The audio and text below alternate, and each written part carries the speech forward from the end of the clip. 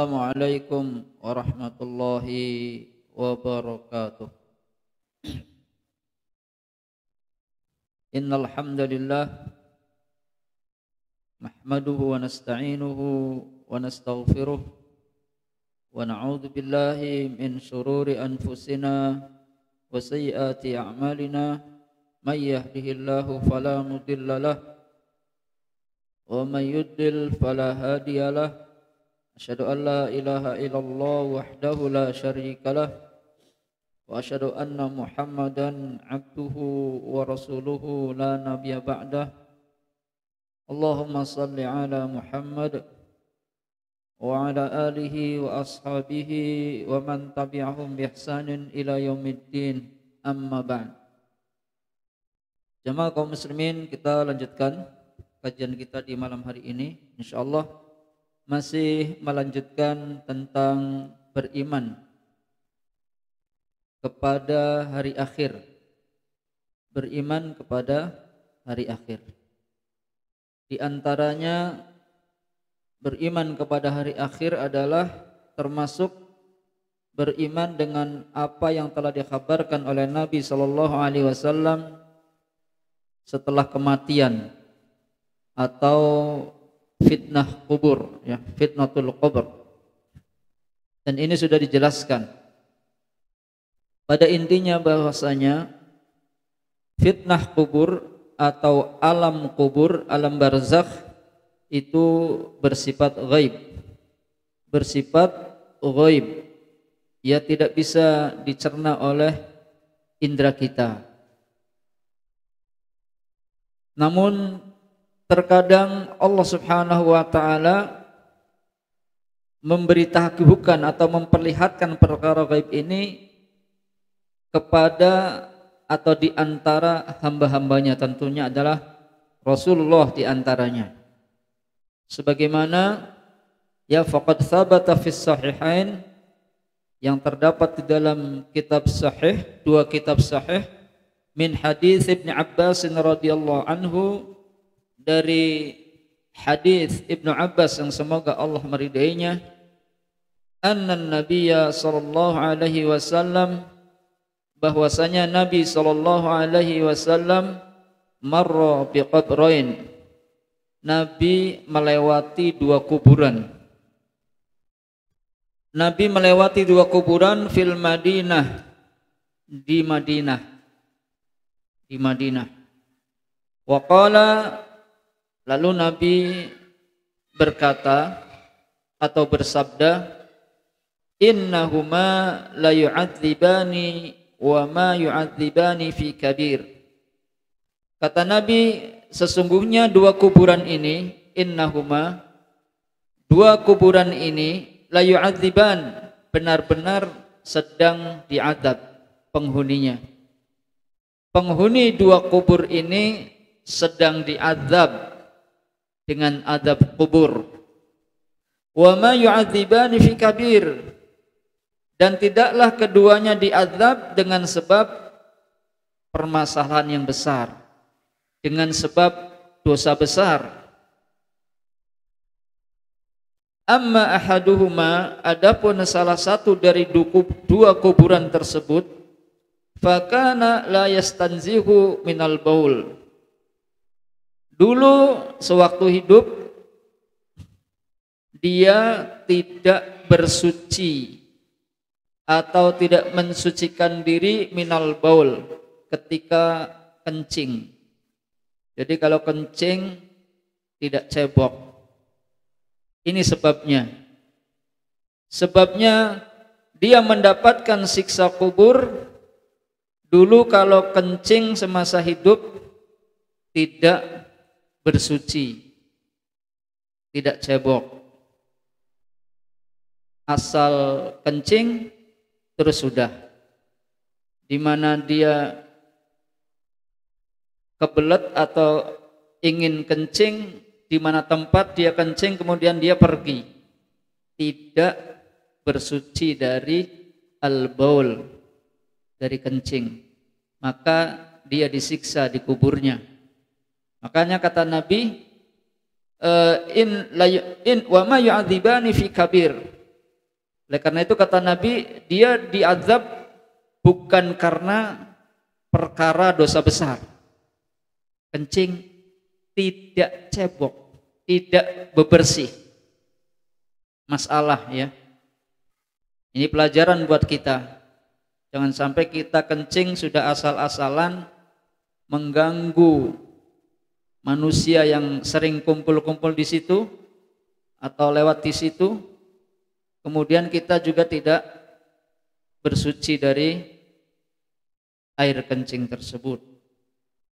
Wa ammal akhar, adapun kuburan yang satunya lagi, dia juga disiksa di kuburnya. Fakana yamshi bin namimah, sebabnya adalah dulu ketika di dunia dia suka namimah, berjalan suka mengadu domba, suka membuat orang yang tadinya berkawan, bersahabat, saling menyapa, kemudian dengan sebab orang ini keduanya jadi bertengkar, bermusuhan, tidak saling mengunjungi, tidak saling menyapa, dan tidak saling mengucapkan salam.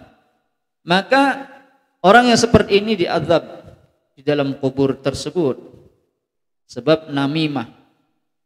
Banyak dalam pergaulan ini dengan sebab kabar dari orang lain atau orang ketiga yang tadinya dia berkawan, bersahabat, saling percaya, akhirnya saling menjauhi, saling curiga. Orang yang namimah berbicara pada orang yang satu atau si A demikian-demikian, bahwa si B sering menjelek-jelekkan Anda. Kemudian dia datang ke si B, dia pun menyampaikan, ternyata si A itu suka menjelek-jelekkan antum. Antum itu begini. Ya, akhirnya dua orang yang bersahabat tadi jadi bertengkar dan bermusuhan. Itu namanya namimah, mengadu domba. Dengan sebab itulah kata Nabi, la yu'adzibani fi kabir. Ini dua kuburan ini tidak disiksa dengan sebab perkara yang besar, namun dia mendapatkan siksa kubur. Yang pertama, dia kalau buang air kecil tidak bersuci. Yang kedua, kubur yang kedua, dia suka mengadu domba, yamshi bin namimah.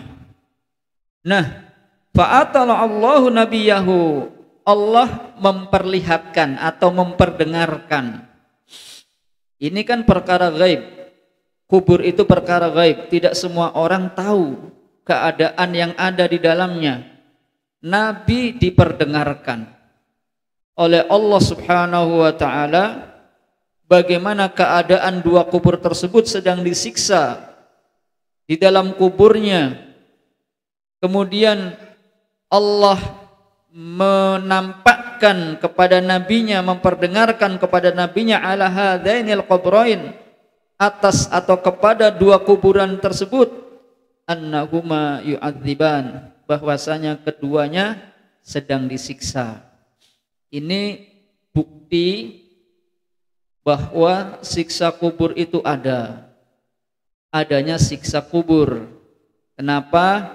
Karena dalam hadis ini Nabi menyampaikan bahwa dua orang yang ada di dalam kubur tersebut sedang disiksa dengan sebab perbuatan dosa tadi. Maka kita wajib mengimani bahwa siksa kubur itu ada. Nah, dalam hadis itu kemudian di sana Nabi mengambil pelepah daun kurma, ya, kemudian menancapkan pada keduanya, ya, kemudian kata Nabi, semoga Allah meringankan azabnya sampai dengan dahan ini masih basah atau sebelum keringnya. Ya, sampai sebelum keringnya dahan atau pelepah kurma tersebut. Ini adalah doa Nabi sallallahu alaihi wasallam, semoga Allah, bukan zat pelepahnya, bukan tangkai dari kurma yang ditancapkan, tapi doanya Rasul sallallahu alaihi wasallam, semoga Allah meringankan siksa keduanya selama masih basah. Ya, bukan berarti pepohonan yang ada di kuburan itu berfungsi sama dengan tadi, tidak. Ya, tidak demikian. Kemudian amaliyah ini tidak dilakukan oleh para sahabat Nabi. Oleh karena itu di antara ulama Ahlus Sunnah beranggapan bahwa itu kekhususan dari perbuatan beliau sallallahu alaihi wasallam. Kenapa? Ya tadi Rasul hanya pada kuburan dua tersebut dan tidak ke yang lainnya, tidak ke setiap kuburan. Yang kedua, para sahabat sesudahnya Abu Bakar, Umar, Utsman tidak ada kisahnya menancapkan dahan atau pelepah kurma di atas kubur supaya diringankan. Paham ya? Falhasil annahu yajibu alaina, kesimpulannya walhasil annahu yajibu alaina, bahwasanya wajib bagi kita an nu'mina bi fitnatil qabri, beriman dengan adanya fitnah kubur. Dan kita kalau sholat itu kan sebelum salam kata Nabi, minta lindunganlah kepada Allah dari fitnah kubur. Wa min fitnati adzabil qabr wa a'udzubika min fitnati adzabil qabr, atau wa'udzubika min adzabil qabr, dan aku berlindung kepadamu wahai Allah dari siksa atau fitnah kubur. Ini membuktikan bahwa siksa kubur dan nikmat kubur itu ada. Maka kita wajib, ini termasuk beriman kepada hari akhir. Jadi di sini dikatakan kesimpulannya bahwasanya kita wajib beriman dengan fitnah kubur, wahia su'alul malakain, yaitu pertanyaan dua malaikat an rabbihi, tentang Robnya. Man rabbuka, ini pertanyaannya, siapa Robmu? Wadinihi, dan perkara agamanya. Madinuka, apa agamamu? Wa nabiyhi, dan bertanya tentang man nabiyuka, siapakah nabi kamu yang diutus oleh Allah kepadamu? Maka orang yang beriman akan menjawab, Rabbi Allah, Tuhannya, Robnya yang diibadahi adalah Allah. Kemudian ad-din, agamanya, wa dinuhu dinul Islam, dan agamanya adalah agama Islam. Wa dini al-Islam, yang dia lakukan, yang dia jalankan syariatnya di dalam mendekatkan diri, di dalam ketaatan kepada Allah adalah dengan syariat agama Islam. Ya, agama Islam. Tentu yang dibawa oleh Nabi Muhammad sallallahu alaihi wasallam. Islam bermakna khusus. Karena Islam itu ada yang bermakna umum. Seluruh nabi dan rasul agamanya adalah Islam. Seluruh nabi dan rasul agamanya sama, Islam. Wa dinuhu wahid, agamanya satu, yaitu al-Islam. Namun ini Islam bermakna khusus. Wa an nu'mina bi na'imil qabri au adabihi, dan kita wajib beriman dengan nikmat kubur dan azabnya, dan azab kubur. Berikutnya, jemaah sekalian, wa mimma yadkhulu fil imani bil yaumil akhir, dan termasuk atau di antara yang termasuk beriman kepada hari akhir adalah an yu'minal insanu, seseorang beriman, seseorang mengimani bima yakunu fi nafsil yaumil akhir, yakni seseorang mengimani terhadap apa saja yang akan terjadi pada hari akhir nanti. Mengimani apa yang terjadi di hari akan terjadi di hari akhir. Wa dzalika annahu idza nufikha fis-sur, dan itu diantaranya apabila misalnya ya nufikha ditiupkan fis-sur trompet, dengan tiupan yang kedua nafkhatus tsaniyah. Jadi malaikat Israfil meniup trompet sangkakala, menurut terjemah kita ya, pertama kali semua makhluk yang ada diwafatkan oleh Allah Subhanahu wa taala. Kemudian tiupan yang kedua ya, qaman nasu min quburihim lillahi rabbil alamin. Maka tiupan yang kedua ini seluruh manusia berdiri, dihidupkan lagi oleh Allah Subhanahu wa taala, bertemunya roh dan jasadnya yang dulu telah hancur, kemudian dikembalikan lagi oleh Allah utuh, kemudian Allah mengembalikan roh-roh mereka ke jasad-jasad masing-masing dari mereka. Apakah ini tidak susah? Bagi Allah adalah sangat mudah. Bagi Allah adalah sangat mudah. Kalau kita manusia bisa ketuker, roh ini masuk ke rohnya ini ya, tapi Allah sangat mudah dan tidak akan pernah salah. Manusia ketika ditiup sangkakala yang kedua berdiri dari kubur-kubur mereka lillahi rabbil alamin, menghadap Allah Rabb semesta alam, hufatun, dalam keadaan yakni laisa alaihim ni'al. Hufat laisa alaihim ni'al, tidak bersandal, kakinya tidak memakai sepatu, tidak memakai sandal. Ya, ketika dibangkitkan dari kubur-kubur mereka. Wa uratun laisa alaihim thiyab, juga dalam keadaan telanjang, tidak berbaju walaupun sehelai, tidak bersandal. Karena sandalnya sudah tidak ada. Sandalnya ya di dunia sudah dicopot. Waktu dikubur nggak pakai sandal kan? Ya. Waktu dikubur bahwa dipakaikan kain kafan, sudah usang, sudah hancur. Ya, maka dia tidak memakai baju, tidak berbaju, juga tidak bersandal. Wa ghuralan laisu makhtunina, dan juga dalam keadaan tidak bersunat. Yang tadinya di dunia ini sudah bersunat, ketika dibangkitkan dari kubur kembali lagi utuh dalam keadaan tidak bersunat. Walaisa ma'ahum mal, dan tidak membawa harta. Tidak membawa harta. Jadi sekujur tubuh, tidak memakai sendal, tidak berpakaian, kemudian dalam keadaan tidak bersunat.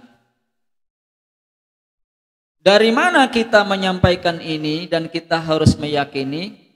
Ya, kullun nasi hatal anbiya wa rusul, bahkan semua manusia termasuk para nabi, hatal anbiya sama, hatal anbiya wa rusul juga para rasul, dibangkitkan dari alam kuburnya dalam keadaan seperti yang tadi disebutkan.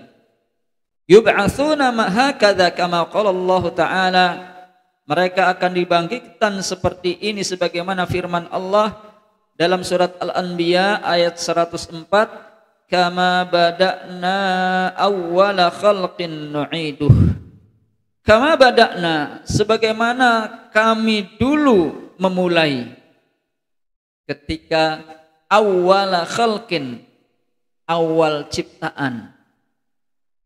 Ya, sebagaimana kami memulai pada awal penciptaan, yakni ketika kita keluar dari perut-perut ibu kita dalam keadaan tidak bersunat, dalam keadaan tidak berbaju walaupun sehelai, dalam keadaan tidak bersandal, ya. Maka kata Allah, nu'iduh, kami kembalikan dia. Kama bada'na awwala khalqin nu'iduh, sebagaimana halnya kami memulai awal penciptaan, nu'iduh, kami mengembalikannya. Ya. Demikian perkara gaib, kabar gaib tentang beriman terhadap hari akhirat, di antara hal seperti ini harus kita yakini. Dan kita semua akan menjalani dan melewatinya. Semua kita. Fakama anal insana yakhruju min batni ummihi. Maka di sini dijelaskan, maka sebagaimana manusia yakhruju, keluar, min batni ummihi, dari perut ibunya, hakadha ariyan, seperti ini dalam keadaan telanjang, ghairu makhtun, dalam keadaan tidak bersunat, laisa ma'ahu malun, dalam keadaan juga dia tidak memiliki harta, ya. Fakadzalika yakhruju min batnil ardi, maka demikian pula, ya, manusia itu yakhruju, akan keluar, min batnil ardi, dari perut bumi, yaumal qiyamah, pada hari kiamat nanti, ala hadhis sifati, di atas sifat tadi yang disebutkan.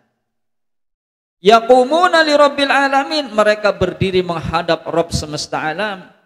Ar-rijalu, baik laki-laki, ya, wan nisa'u, baik juga perempuan, was-sighar, anak kecil, wal kibar, orang tua, wal kuffar, orang-orang kafir, wal mu'minun, orang-orang mukmin, kulluhum ala hadzal wasfi, semua ya sama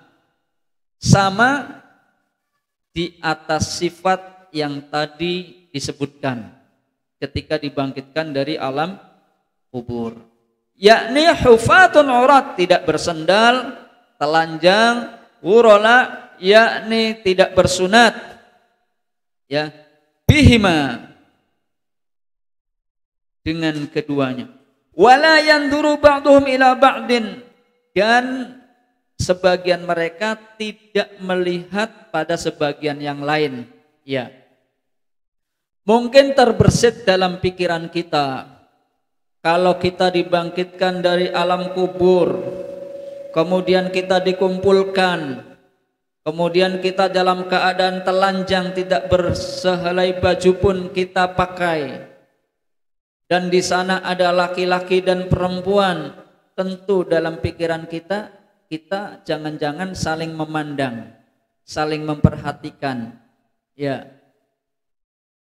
Dan ini pernah ditanyakan kepada Rasul oleh anak beliau Fatimah radhiyallahu anha. Maka jemaah sekalian, semoga dimuliakan Allah Subhanahu wa taala, nanti di sana sebagian kita tidak akan memandang kepada sebagian lain. Kalau bahasa singkatnya, sebagian kita, masing-masing kita tidak sempat ngurusi, mikiri, ya, melihat, memandang orang lain. Karena ya perkaranya sangat-sangat besar, sehingga pada waktu itu ya urusan manusia masing-masingnya, ya, li annahum qaddahamahum minal amri ma yusghiluhum, yakni perkara ada urusan yang menyibukkan mereka, an nadri ba'dihim ila ba'din, sehingga tidak sempat, tidak bisa untuk melihat sebagian yang satu dengan sebagian yang lainnya. Walaupun dikumpulkan tapi tidak sempat melihat aurat orang lain. Saking apanya? Saking dahsyatnya dan beratnya urusan pada hari itu. Kita bayangkan sajalah di dunia. Kalau kita lagi sibuk, kita ini lagi sibuk, lagi berat, tidak konsentrasi kan pikirannya.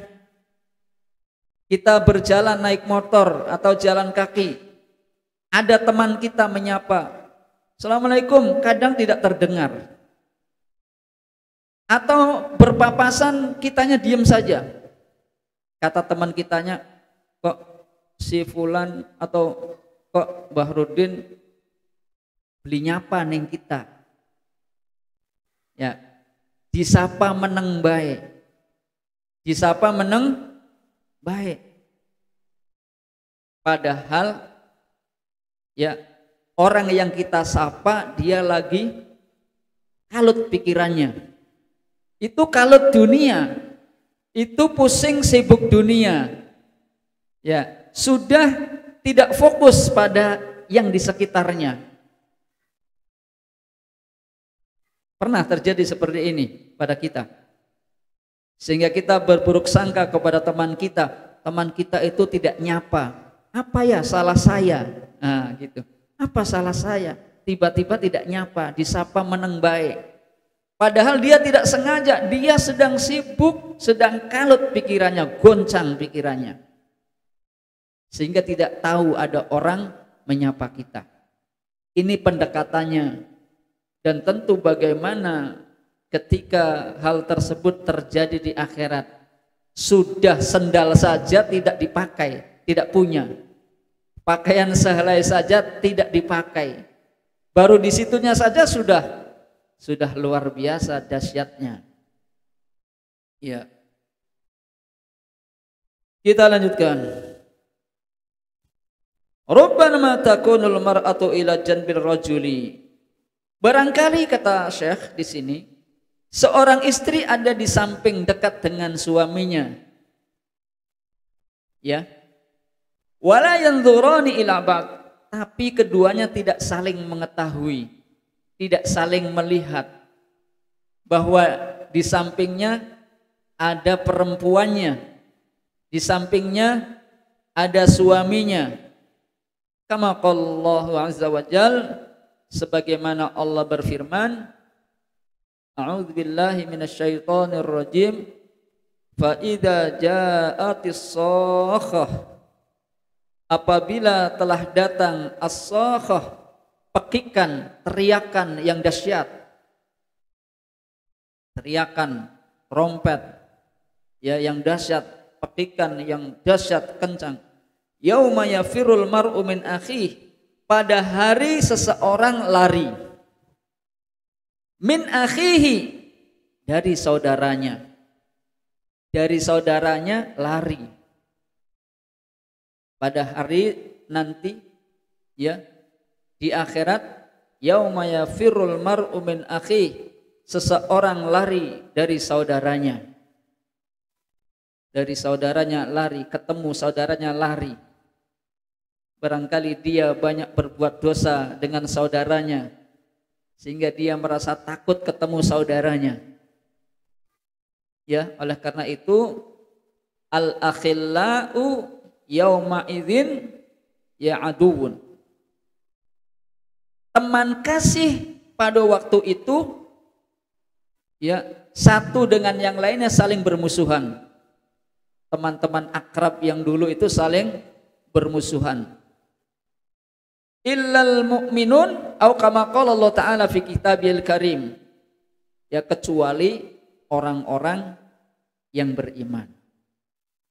Ya, atau sebagaimana yang difirmankan Allah Subhanahu wa taala. Wa ummihi wa abih, juga pada hari seseorang lari dari ibunya. Ketemu sama ibunya, lari dia. Ya firru, lari dari ibunya. Ya, ketemu dengan ibunya lari. Wa abihi, ketemu dengan bapaknya lari. menghindar. Tentu karena banyak sekali durhaka, kezaliman yang dilakukan. Wa sahibatihi wa banih, dan juga lari dari suaminya, dari istrinya, dari sahabat-sahabatnya, wa banihi, dan dari anak-anaknya. Orang tua ketemu anaknya lari, takut ditagih. Ya. Likulli imri'in minhum yawma idzin sya'nun yughni. Bagi setiap orang dari mereka pada hari itu, kata Allah, yakni ada urusan yang menyibukkannya. Urusannya sibuk. Ya, semoga kita dimudahkan oleh Allah dan diringankan oleh Allah Subhanahu wa taala di saat hari dibangkitkan dari kubur-kubur kita. Wa minal imani bil yaumil akhir, berikutnya di antara beriman dengan hari akhir adalah antu'mina bi annallaha subhanahu wa ta'ala yabsutu hadhil arda, bahwasanya kita wajib beriman kepada Allah, bahwasanya Allah subhanahu wa ta'ala yabsutu, membentangkan hadhil ard, bumi ini dibentangkan, wa yamudduha, dan memanjangkannya, membentangkan, memanjangkan bumi ini, kama yamuddul adimu ay al-jild, sebagaimana dipanjangkannya atau memanjangkannya kulit ataupun tikar, ya, tikar atau kulit dipanjangkan gitu, dipret, ya bahasanya gitu ya. Li'anna ardhana al-yaum, karena bumi kita pada hari ini qurratun mustadirah, bentuknya bulat. Bumi ini bentuknya apa? Bulat kan? Bumi ini bentuknya bulat. Ya. Mubtihatun, nyambung. Ya. Ba'du syai' minal janub wasyimal, nyambung sebagian dengan sebagian yang lainnya dari selatan dan utara, nyambung. Lakinnaha mustadirah, akan tetapi bumi ini bulat. Utara, selatan atau selatan utara itu kan nyambung. Ya. Tapi saking besarnya, ya, sehingga kita tidak terasa seakan bumi itu kita lihat rata, dan memang iya rata di hadapan kita, sehingga kita berjalan dengan enak, ya, tidak parang piring. Tapi ketika di ujung kan bumi ini tenggelam, melengkung begitu ya. Kama yufidu qaulu ta'ala, sebagaimana firman Allah, idzas samaa'u syaqqat, apabila langit terbelah, apabila langit pecah, ini terjadi pada hari kiamat. Wa adzinat li rabbiha wa huqqat, dan tunduk terhadap perintah Rabbnya, wa huqqat, dan mestinya tunduk taat kepada Allah. Wa idzal ardu muddat, dan apabila bumi muddat, dipanjangkan, dihamparkan, dipanjangkan. Nah, jamaah sekalian, dalam ayat ini surat Al-Insyiqaq ayat 1 sampai 3, maknanya annaha la tamuddu, maknanya bahwasanya bumi tersebut tidak dipanjangkan illa idzan syaqqatis sama, kecuali apabila langit terbelah. Langit terbelah kapan? Wadzalika yaumal qiyamah, dan itu terjadi pada hari kiamat. Fatabsutul ardu, lalu bumi terbentang luas. Kama yabsutul jiddul madbu, sebagaimana kulit yang disamak, dibentangkan, disamak, dibersihkan sudah terus dibentangkan.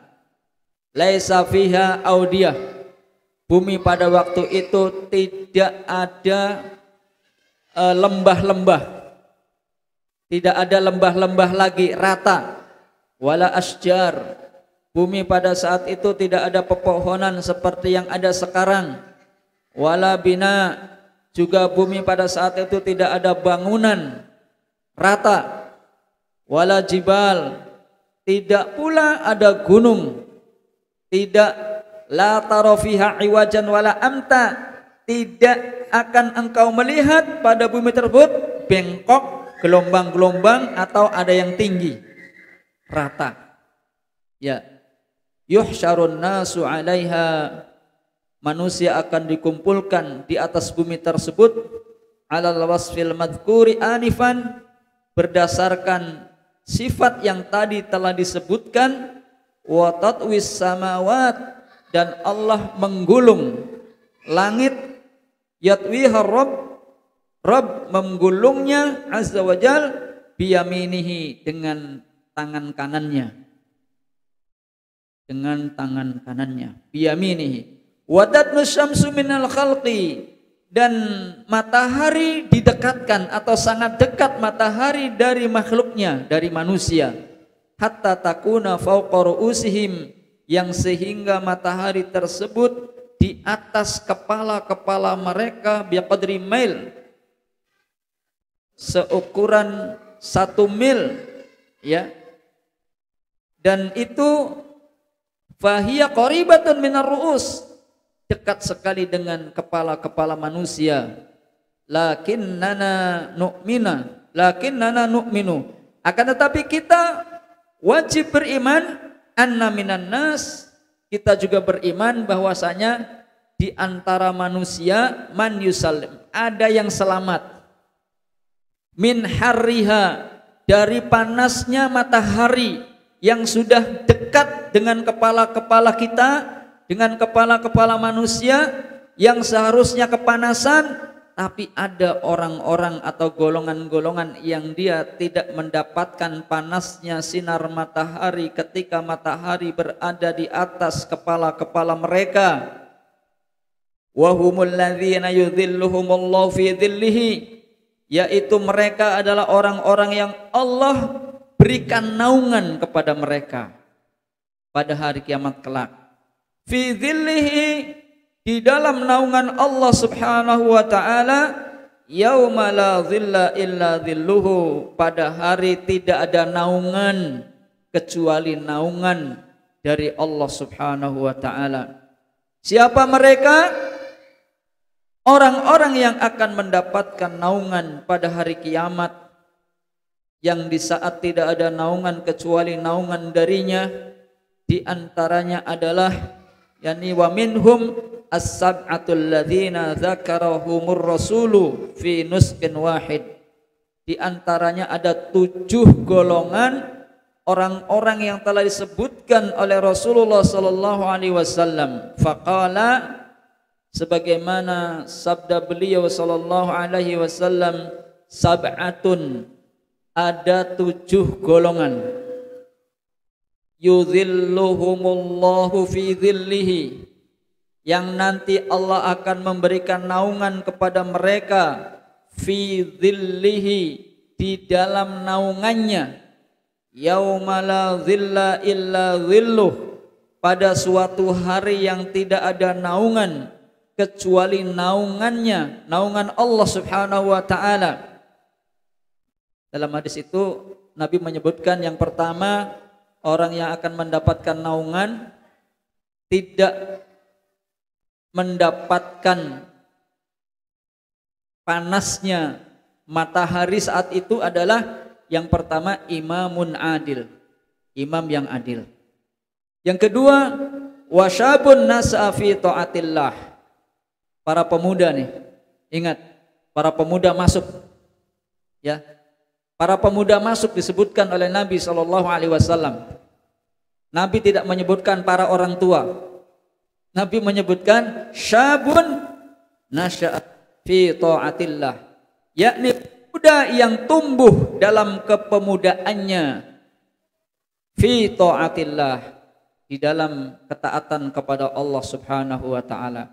bukan pemuda-pemuda yang suka mabok-mabokan, teler-teleran, atau apa tuh yang nakal di jalan-jalan, ya suka berbuat onar, bukan yang begitu. Tapi pemuda yang bisa menguasai dirinya, menahan hawa nafsunya untuk mentaati Allah Subhanahu wa taala. Kenapa Nabi menyebutkan pemuda? Kita tahu pemuda itu gejolak nafsunya lagi tinggi-tingginya, lagi bergejolak. Sampai ada lagu Darah Muda. Nah, gitu kan? Nah, semua dianggapnya apa? Dianggapnya apa tuh? Merasa dirinya hebat, kuat, paling hebat, siapa lawan, gitu kan? Nah, seperti itu. Tapi ketika nafsu maksiatnya, lawamahnya ditundukkan, kemudian pemuda-pemuda tersebut dia tumbuh dalam ketaatan kepada Allah. Misalnya menghidupkan, memakmurkan masjid, mengadakan pengajian, dia hadir, ya, dia taat beribadah, sholat berjamaah.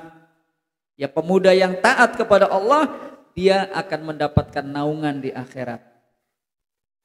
Ya, kalau orang tua sih mestinya sudah semestinya, ya. Makanya Nabi menyebutkan pemuda yang taat kepada Allah. Karena umumnya pemuda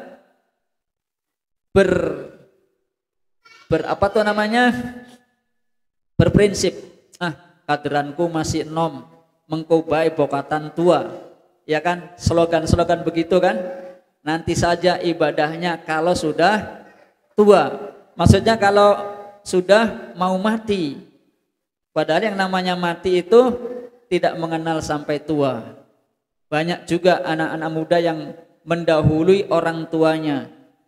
Kalau kita lihat daun tangkil melinjo, kang dijokoti, kang tua itu kang nome dikit, ya bisa jadi kang nome dikit, ya, nenek kakeknya masih hidup di dunia ini tukluk, tapi cucunya sudah meninggal, itu banyak, anaknya sudah meninggal banyak, ya. Wa rajulun qalbuhu mu'allaqun bil masajid. Yang ketiga yang dapat naungan adalah seseorang yang hatinya terikat dengan masjid, memakmurkan masjid. Orang yang hatinya senantiasa setelah di masjid dia teringat kapan bisa ke masjid lagi, kapan menunggu sholat berjamaah, menunggu atau menghidupkan masjid-masjid ini dengan syiar-syiar Islam, majelis taklim dihidupkan oleh kita. Karena masjid ini dibangun dengan biaya yang tidak sedikit. Jangan sampai masjid sudah dibangun, sudah jadi megah, ternyata yang sholat cuma 3 orang. Satu baris tidak penuh, padahal penduduknya banyak misalnya. Ya, padahal waktu membangun masjid, Masya Allah mencari dananya, ya kemana-mana. Pas sudah dibangun, ditinggalkan. Jangan sampai. Yang qomat, yang adzan, itu juga orangnya, yang qomat itu juga orangnya, yang jadi imam itu juga orangnya. Sholatnya di belakang cuma ada anaknya saja, 2 atau 3. Jangan sampai, maksudnya ya hatinya. Wa rajulani tahabba fillah. Kemudian yang mendapatkan naungan adalah 2 orang yang saling cinta kasih karena Allah, berkumpul dan berpisah karena Allah. Kemudian yang kelima, seseorang yang diajak oleh wanita yang memiliki kedudukan dan jabatan serta cantik jelita, namun dia takut kepada Allah kalau berbuat mesum dengan wanita tersebut. Kemudian yang selanjutnya adalah yang kelima yang keenam, seseorang yang bersedekah, kemudian dengan sedekahnya itu dia sembunyikan. Ikhlasnya benar-benar karena Allah dia sembunyikan. Hatta la ta'lamu shimaluhu, yang sehingga tangan kirinya itu tidak mengetahui ma tunfiqu yaminuhu, apa yang diinfakkan oleh tangan kanannya. Ini kiasan ya, sampai tangan kirinya tidak tahu kalau tangan kanannya bersedekah. Kemudian yang terakhir yang ketujuh, wa rajulun dzakarallahu khalian fafadat ainahu.